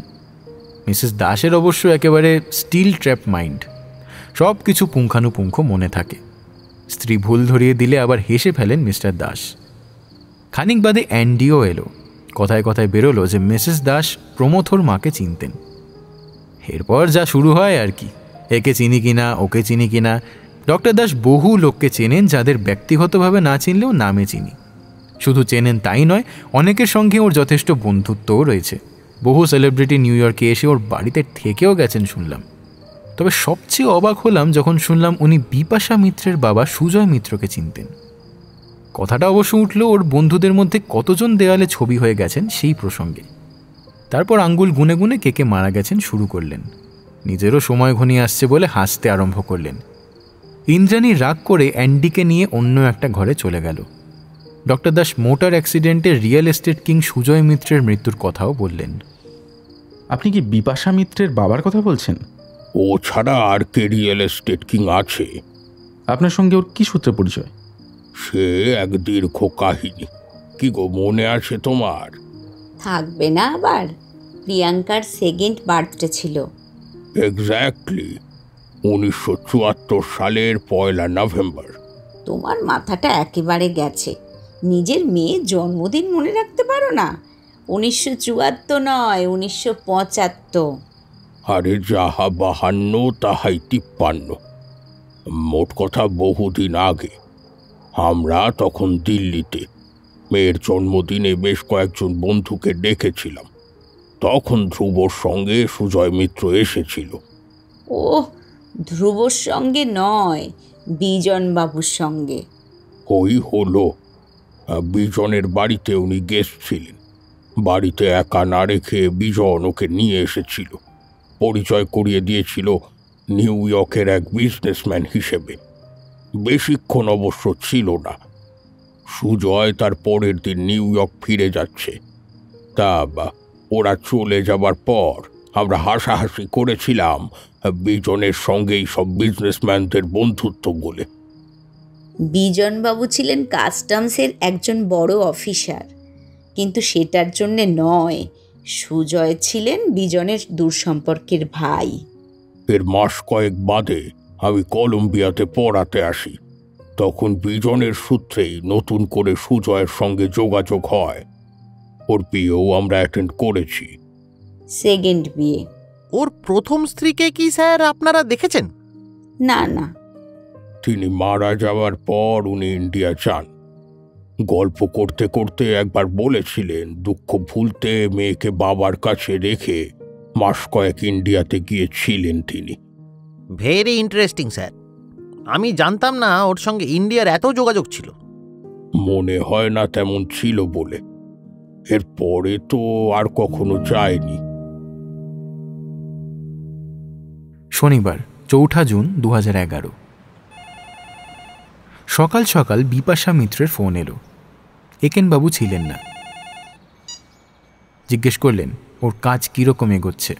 বললাম উত্তরটা আসলে একেনবাবু নিজেই ভালো দিতে পারবেন, তবে কাজ ভালোই এগোচ্ছে বলে আমি জানি। একেনবাবু আধ ঘন্টার মধ্যেই ফিরলেন। কি মশাই, গায়ে হাওয়া দিয়ে ঘুরে বেড়াচ্ছেন, আর বিপাশার হ্যাপা সামলাতে হচ্ছে বেচারা বাপিকে। ম্যাডাম ফোন করেছিলেন বুঝি?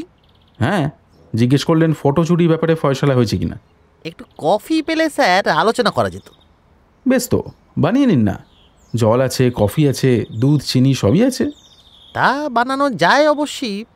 আপনি বসুন, আমি বানাচ্ছি। থাক, তুই বানালে আর ওটা গেলা যাবে না।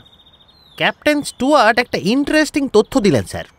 ইন্দ্রবাবুদের পোকার টিমের এড গুয়ানশিয়াল এককালে আন্ডারগ্রাউন্ড গ্যামলিং জয়েন্ট চালাতেন। ইল্লিগাল গ্যামলিংয়ের কারবার চালানোর জন্য কিছুদিন জেল খেটেছিলেন। তার মানে মিস সীমার অবজারভেশন খুব একটা ভুল নয়। এরকম একটা লোককে দেবরাজ সিং চাকরি দিলেন, I am really surprised. Jail খাটা লোকদেরও তো কাজ করে খেতে হবে স্যার। উনি নাকি খুব ভালো কুক। জেলে থাকতে থাকতেই ফ্রেঞ্চ রান্না শিখেছিলেন। এদেশের জেলে তো এসব অনেক ট্রেনিং প্রোগ্রাম আছে। গ্যামলিংয়ের হ্যাবিট তো লোকটা ছাড়েনি। সম্ভবত অশোককেও নেশাটা ধরিয়েছিল। কিন্তু স্যার অশোকবাবু তো এই পোকার খেলার দলে ছিলেন না। একদিন তো খেলেছিল, আর জিতেও ছিল। তাছাড়া আপনি কেন ভাবছেন যে গুয়ানশিয়ালের ওই একটাই ঠেক ছিল? জুয়ারিরা কি সপ্তাহে একদিন খেলেই সন্তুষ্ট থাকে? আমি শিওর অন্য জায়গাতেও আসর বসাতো, সেখানে অশোক থাকতে পারে না। এটা মন্দ বলেননি স্যার। সেই জন্যেই ইন্দ্রবাবুর পোকার টিমের 3 জন, মিস্টার এড, শেখরবাবু আর মিস্টার জিমের সঙ্গে একটু কথা বলা দরকার। কবে বলবেন? আজ বিকেলে। আমি ইন্দ্রবাবুকে ফোন করে জেনেছি সবাইকে আজ বিকেলে হোটেলে পাবো। তারা কথা বলবে তো? তা বলবেন স্যার। দেবরাজবাবু সবাইকে কোঅপারেট করতে বলেছেন। গুড। এবার বলুন চুরির ব্যাপারে বিপাশাকে কি বলবেন? সন্দেহের একটা তীর তো অশোকবাবুর দিকে থেকেই যাচ্ছে। আপনার কথার সুরে কনভিকশনের একটু অভাব দেখছি। কে জানে স্যার। আমার তো এই ব্যাপারে কোনো সন্দেহই নেই। দেখুন, অশোক ওর কাজের জন্য কিংবা সম্ভবত এই এড ওয়ানসিয়াল বা দলের কারোর জুয়ার দেনা মেটাবার টাকা জোগাড় করে উঠতে পারছিল না। সেই সময় ও বিপাশার একটা ফাংশন অর্গানাইজ করতে বিপাশার বাড়ি যায়। সেখানে গিয়ে নিশ্চয়ই একটা খাম ওর নজরে পড়ে, যার স্ট্যাম্পটা দামি ও জানতো। খামটা পকেটে পুরে স্ট্যাম্পটা বিক্রি করতে প্রথমে গিয়েছিল ফিলাটেলিস্ট কর্নারে। সেখানে অবশ্য খদ্দের মেলে না, তবে আমার ধারণা পরে অন্য কাউকে ভালো দামেই বিক্রি করেছিল। সেটা কি করে বুঝলি? সীমার কথা থেকে। অশোক সীমাকে ফোন করে জ্যাকপট হিট করার কথা বলেনি? তার মানে কি হঠাৎ লাকি হয়ে যাওয়া না? আনফর্চুনেটলি সেই টাকা পাওয়াটাই ওর কাল হলো। কেউ জানতো যে ও অনেক ক্যাশ নিয়ে বাড়ি যাচ্ছে। কে জানে, হয়তো এই এড ওয়ানসিয়ালই জানতো। সেই হয়তো ওকে বাড়িতে রাইড দেবার নাম করে মানে মার্ডার্ড হিম ফর মানি। পরে নির্জন জায়গায় বডিটা ডাম্প করে ইন্দ্রর বাড়িতে পোকার খেলতে যায়। একদম জাম্পিং টু কনক্লুশন হয়ে যাচ্ছে। তাছাড়া টাইমিংটাও তো মিলছে না। টাইম অফ ডেথ হলো 8টা থেকে 10টা। তার আগেই তো ইন্দ্রবাবুর বাড়িতে এড চলে এসেছে। আরে রাখ তোর টাইমিং। ফরেন্সিক সায়েন্স এতটাও প্রগ্রেস করেনি যে 1-8 ঘন্টার এদিক ওদিক হবে না। তাহলে তো আমি বলবো শুধু টাকার জন্য কেন? এর যদি জানতো অশোক $5,000 স্ট্যাম্প নিয়ে ঘুরছে, তাহলে স্ট্যাম্পের জন্য ওকে খুন করতে পারতো। আলবাত পারতো। ওটা হলো আরেকটা সিনারিও। তোর কথা ঠিক হলেও বিপাশার সমস্যা কিন্তু এতে মিটছে না। ওর ফটো বা চিঠি কার কাছে আছে তার কোনো হদিশ কিন্তু নেই। গুলিমার বিপাশার সমস্যা। এখন চিন্তা কর অশোকের মৃত্যু নিয়ে। দ্বিতীয় সিনারিওটা ঠিক হলে ক্যাপ্টেন স্টুয়ার্টের সাহায্য নিয়ে একেনবাবুকে বের করতে হবে যে নিউ ইয়র্কে ওই স্ট্যাম্পটা রিসেন্টলি কে কিনেছে, যে কাজটা একেনবাবু ইতিমধ্যেই শুরু করেছেন। ঠিক কি না একেনবাবু? আমি একটু কনফিউজড স্যার। কি নিয়ে? হঠাৎ সুজয় মিত্র দেশে গেলেন কেন? আরে সেটা তো প্রায় 35 বছর আগের কথা। তার সঙ্গে এই ছবির কি সম্পর্ক? তা নেই স্যার, হঠাৎ মনে পড়ল, তাই অন্যমনস্ক হয়ে পড়েছিলাম। আপনাদের মনে প্রশ্নটা জাগেনি স্যার? না, জাগেনি। আর জাগলেও উত্তর যিনি দিতে পারতেন তিনি তো আর নেই। তবে চিন্তায় ছটফট না করে বিপাশাকে একবার জিজ্ঞেস করে দেখুন না। কি যে বলেন স্যার, তিনি তো তখন বেবি ছিলেন। আপনিও তো তখন বালক ছিলেন। খামোকা ওটা ভেবে শরীর খারাপ করবেন না। ঠিকই বলেছেন স্যার, এটা আমার একটা বদ অভ্যাস। মাথায় কিছু ঢুকলে যেতে চায় না। অশোকবাবুর ব্যাপারেও যেমন একটা প্রশ্ন মাথায় ঘুরপাক খাচ্ছে। কি ব্যাপারে? এই যে আপনি বললেন স্যার অশোকবাবু স্ট্যাম্পটা বিক্রি করার চেষ্টা করছিলেন, সে ব্যাপারে আপনার সন্দেহ আছে নাকি? তা স্যার একটু আছে। কেন বলুন তো? আপনি আর আমি দুজনেই তো গিয়েছিলাম স্ট্যাম্পের দোকানটাতে। দোকানি নিজেই তো বলল যে অশোক দুবে যে স্ট্যাম্পটা বিক্রি করতে এসেছিল তার খরিদ্দার পাওয়া গেছে। আর শুধু তাই নয়, তার আগেও একজন আমাকে কফি কর্নারে অশোক ভেবে স্ট্যাম্পের খরিদ্দার পাওয়া গেছে বলেছিল। তা ঠিক স্যার, কিন্তু অশোক দুবে স্ট্যাম্প বিক্রি করতে এসে ভুল ফোন নম্বর দিলেন কেন? হয়তো উনি ঠিক নাম্বারই দিয়েছিলেন, দোকানদারি ভুল টুকেছিল। এটা কি অবভিয়াস নয়? ভাবছি স্যার একবার পামেলা জোন্স ম্যাডামের সঙ্গে দেখা করলে মন্দ হয় না। প্যামেলা জোন্স কে? Mister John হেক্টরের secretary. ও, কিন্তু তার সঙ্গে স্ট্যাম্পের কি সম্পর্ক? না স্যার, আমি একটু অন্য জিনিস ভাবছিলাম। কি অন্য জিনিস? মিস্টার ক্যাসেল কেন সেদিন বললেন অ্যাডভান্স না নিয়ে কিছু করবেন না? এর সঙ্গে আবার বব ক্যাসেলকে কেন জড়াচ্ছেন? This is very confusing sir, very confusing. হ্যাঁ, ফ্রান্সিসকা ঠিকই বলে, ইউ আর অলওয়েজ কনফিউজড। বলে প্রমথ আরেক প্রস্থ কফি বানাতে গেল।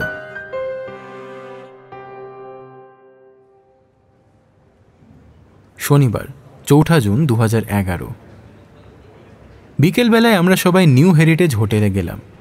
প্রথমে শেখরবাবুর খোঁজ করলাম। ইন্দ্র আগে থেকেই শেখরবাবুকে আমাদের আসার কথা জানিয়ে রেখেছিল। খবর দিতেই অফিস থেকে বেরিয়ে এলেন। ভদ্রলোক আমাদের থেকে অনেকটাই বড় হবেন। মনে হলো বছর 50 বয়স। কথাবার্তা বেশ হিসেব করে বলেন, ইন্দ্রর মতো হড়বড়ে নন। একেনবাবু যাই জিজ্ঞেস করেন চোখ বুজে একটু ভেবে আকাশের দিকে তাকিয়ে যা বলার বলেন। বলতে বলতেই চোখ দুটো আবার বুজে ফেলেন। ভাবার সময়টা প্রশ্ন অনুসারে কম বেশি হয়। ইন্দ্রবাবুর বাড়িতে কি আপনারা প্রতি বৃহস্পতিবার তাস খেলেন? এই সিম্পল প্রশ্নটার উত্তর উনি এমন গভীর চিন্তা করে দিলেন যেন মনে হলো জীবন মরণ সমস্যার উত্তর দিচ্ছেন। প্রতি বৃহস্পতিবার এটা বলা ঠিক হবে না, তবে হ্যাঁ মাঝে মাঝে খেলা হয়, হলে বৃহস্পতিবারই হয়। কি খেলেন স্যার আপনারা? পোকার? তাস খেলি। কেন বলুন তো? আসলে স্যার, অশোকবাবুর মৃত্যু নিয়ে আমরা তদন্ত করছি। ইন্দ্রবাবু আপনাকে বোধহয় বলেছেন। তা বলেছেন, কিন্তু তার সঙ্গে পোকার খেলার সম্পর্কটা বুঝছি না। অশোকবাবু কি স্যার আপনাদের সঙ্গে পোকার খেলতেন না? না। কোনো দিনও খেলেননি? হ্যাঁ, একদিন খেলেছিল। কবে স্যার? সে দিনক্ষণ আমার মনে নেই, তবে খুব বেশি দিন আগে নয়। আপনারা যখন খেলতেন তখন অশোকবাবু কি করতেন স্যার? ঘরেই থাকতো, হয় বই পড়তো, নয়তো ফোনে কথা বলতো। মাঝে মাঝে আমাদের ড্রিঙ্কসও এনে দিত। ওখানে আপনাদের পাশে বসে ফোন করতেন? না, আমাদের ডিস্টার্ব করতো না। ফোন করার দরকার হলে একটু দূরে গিয়ে কিংবা নিচু গলাতেই কথা বলতো। এক জায়গায় দাঁড়িয়ে? আমি তাস খেলতে যেতাম, অশোক এক জায়গায় না 5 জায়গায় দাঁড়িয়ে ফোন করছে তা দেখতে যেতাম না। আই এম ভেরি সরি, আমি এখন আর সময় দিতে পারবো না। আপনার কিছু জানার থাকলে সেগুলো লিখে রেখে যান, আমি উত্তরগুলো ইন্দ্রর হাত দিয়ে পাঠিয়ে দেবো। কেমন? কথাগুলো বলে তিনি নমস্কার করে অদৃশ্য হলেন। একেনবাবুকে আর কিছু বলার সুযোগও দিলেন না। জিম ভেসপিকে পাওয়া গেল না। এড গোয়ানসিয়াল ছিলেন। এডকে চটিয়ে হোটেলের এতগুলো লোকের খাওয়া মাটি করবেন না কিন্তু, প্লিজ। ছি ছি স্যার, চটাবো কেন? খানিক বাদেই এড এলো। দাড়িওয়ালা 6 ফুট লম্বা, গাঁটটা গোট্টা একটা লোক। বয়স আমাদের মতোই হবে। মাথাটা কামানো, গলায় একটা সোনালি চেন। সোজা কিচেন থেকে এসেছে বলেই বোধহয় ঘরমাক্ত কলেবর। রুমাল দিয়ে মাথা আর ঘাড় মুছছে। দেখে মনে হলো বেশ উদ্ধত টাইপের। ইন্দ্র আমাদের সঙ্গে পরিচয় করিয়ে দিতেই এড বলল, আমি ভীষণ বিজি, কথা বলার সময় নেই। কখন আপনার সময় হবে স্যার? তখনই না হয় আমরা কথা বলবো। কি জানতে চাও? স্যার, আপনি কি অশোকবাবুকে একটা পোকার খেলার বই দিয়েছিলেন? Is that a crime? Crime কেন হবে স্যার? দিয়েছিলেন কি না জিজ্ঞেস করছি। দিয়েছিলাম। কেন বলবেন? $100 একটা বই কেন কিনে দিয়েছি তার কারণ তোমাকে জানাতে হবে। Give me a break. আপনি কি স্যার পোকার খেলার একজন expert? Yes, I like the game. শুধু কি ইন্দ্রবাবুদের সঙ্গে খেলেন না অন্য জায়গাতেও খেলেন? That's none of your business. How about an underground poker joint? Go to hell. মুখ চোখ লাল করে ক্ষিপ্ত এড চলে গেল। এডের চড়া গলা শুনে ইন্দ্র ছুটে এলো। আমাদের কাছে ক্ষমা চাইল এডের হয়ে। তার অবশ্য কোনো দরকার ছিল না। আমরা ইন্দ্রর কাছ থেকে বিদায় নিয়ে সাবওয়ে ধরে বাড়ির দিকে রওনা দিলাম। আচ্ছা, খেলার সময় অশোকবাবু কি করতেন সেটা নিয়ে শেখরবাবুকে এত প্রশ্ন কেন করছিলেন? কে জানে স্যার, মনে হলো মিস্টার এডের সঙ্গে অশোকবাবুর কোনো আন্ডারস্ট্যান্ডিং হয়তো হয়েছিল, যার জন্য এড অশোকবাবুকে খেলা শিখিয়েছিলেন।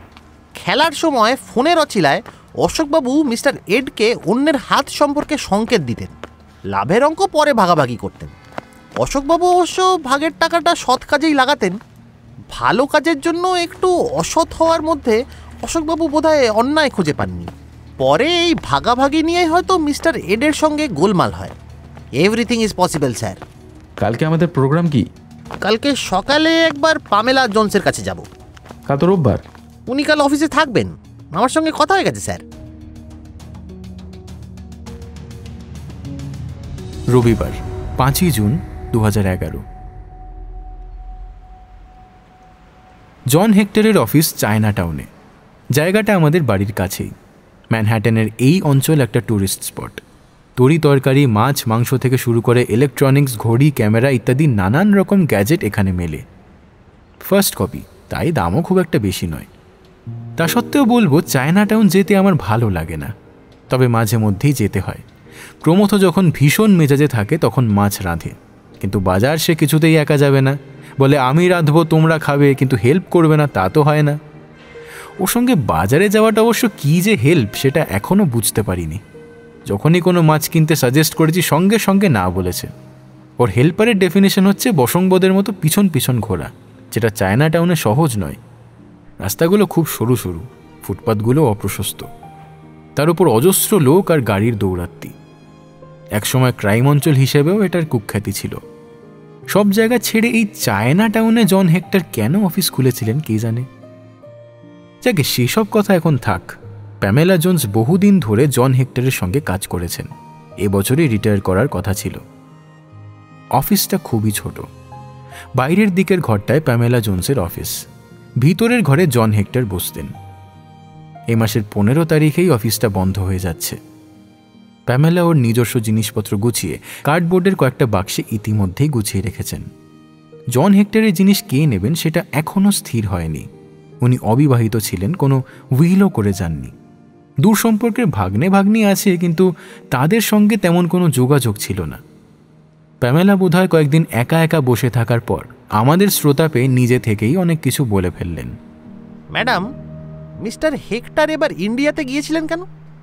আপনারা সেটা জানেন না? এই নিয়ে তো আর্টিকেলও লেখালেখি হয়েছে। না ম্যাডাম, জানি না। ওর সঙ্গে কিছুদিন আগে এশিয়া ইনস্টিটিউটের মিস্টার আকাহাসির অনেক তর্কাতর্কি হয়েছিল ইন্ডিয়ার একটা মূর্তির ব্যাপার নিয়ে। মিস্টার আকাহাসি বলেছিলেন ওটা ক্যাম্বোডিয়ার, কিন্তু জন জানতো ওটা ইন্ডিয়ার। জন তখন আকাহাসির কাছে প্রভানেন্স চায়। প্রভানেন্স কি ম্যাডাম? History of ownership. ওর থেকে মূর্তিটা এসেছে, এটা কার সম্পত্তি ছিল তার প্রমাণ। আকাহাসি সেটা দেখাতে অস্বীকার করেন, উল্টে ওকে চ্যালেঞ্জ করেছিলেন প্রমাণ দেখানোর যে ওটা ইন্ডিয়ার জিনিস। ইন্ডিয়ায় তোলা ওই মূর্তিটার একটা ছবি জনের কাছে ছিল, কিন্তু সেটা দিয়ে কিছু প্রমাণ করা যায় না। তাই জন আরও প্রমাণ সংগ্রহ করার জন্য ইন্ডিয়া গিয়েছিল। প্রমাণ কি কিছু পেয়েছিলেন ম্যাডাম? জন খুন হবার আগের দিন অফিসের দু একটা কাজ নিয়ে কয়েক মিনিট কথা হয়েছিল। খুব খুশি আর উত্তেজিত মনে হচ্ছিল জনকে। জিজ্ঞেস করেছিলাম ওখানকার কাজ কীরকম চলছে।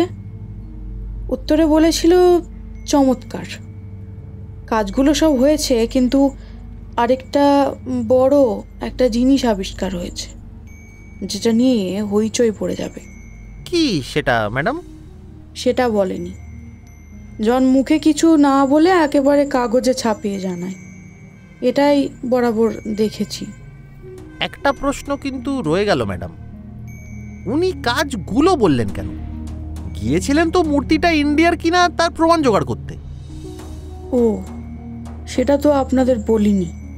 জন একটা সিন্ডিকেটেড সিরিজ বার করে আফটার দ্য রিটার্ন নামে, যেসব ক্রিমিনাল বহু বছর জেল খাটার পর মুক্তি পেয়েছে তারা নতুন করে সমাজের স্রোতে কিভাবে মিশতে পেরেছে বা পারেনি তার কাহিনী।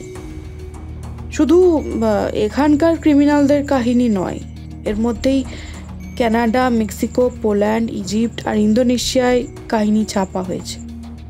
এবার ইন্ডিয়াতে যখন যাচ্ছে তখন ইন্ডিয়ার একটা কাহিনী পেলে লিখবে ঠিক করেছিল। তার মানে ম্যাডাম ইন্ডিয়াতে সেরকম কারোর খোঁজ পেয়েছিলেন? Yes and no. বুঝলাম না ম্যাডাম। খোঁজ পেয়েছিলেন, কিন্তু তার সঙ্গে দেখা করতে পারেননি। অনেক বছর আগেই তিনি মারা গেছেন। মহিলাটির নাম বোধহয় কল্পনা, তাই না ম্যাডাম? আপনি কি করে জানলেন? জাস্ট আ গেস ম্যাডাম। মিস্টার হেক্টর কি ওকে চিনতেন? না, জন নয়। কদিন আগে বার্নার্স কলেজের এক রিটায়ার্ড প্রফেসর জনের সঙ্গে দেখা করতে এসেছিলেন। তার সঙ্গে যখন কথা হচ্ছিল তখন আমি একটা কাজে ঘরে ঢুকি। তখনই শুনি উনি জনকে বলছেন কল্পনা নামে ওর এক ছাত্রী ছিল, কিন্তু গ্র্যাজুয়েশনের ঠিক আগে সে হঠাৎ দেশে ফিরে যায় আর একটা মার্ডারে জড়িয়ে পড়ে। জন বলে ও এক কল্পনার খবর জানতো, কিন্তু সেই কল্পনা যে এখানে পড়াশুনো করতে এসেছিল সেটা জানতো না। এবার গিয়ে কল্পনার খোঁজ করবে এবং তাকে পেলে তাকে নিয়েই ওর কাহিনী লিখবে। কিন্তু তার দেখা তো পাননি। সেটা ঠিকই, কিন্তু জন ওয়াজ আ গ্রেট ইনভেস্টিগেটিভ রিপোর্টার। শেষ আপনার সঙ্গে কবে মিস্টার হেক্টরের কথা হয়? মারা যাবার দিন সকালে খুব অল্পক্ষণের জন্যে। বলল যে পরের দিন লুফথানসার ফ্লাইট বুক করেছে। ওকে কোনো ব্যাপারে চিন্তিত বা বিচলিত মনে হয়নি? একেবারেই না। Thank you madam, thank you very much.